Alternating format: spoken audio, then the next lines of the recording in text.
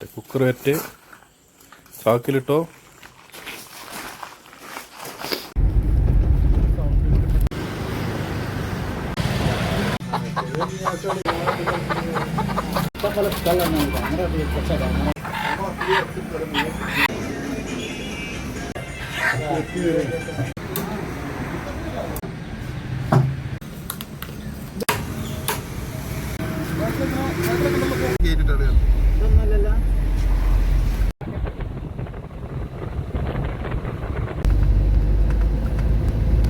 ചെങ്ങായ ഒടുക്കത്തെ പഠിപ്പിക്കാന്നടാ.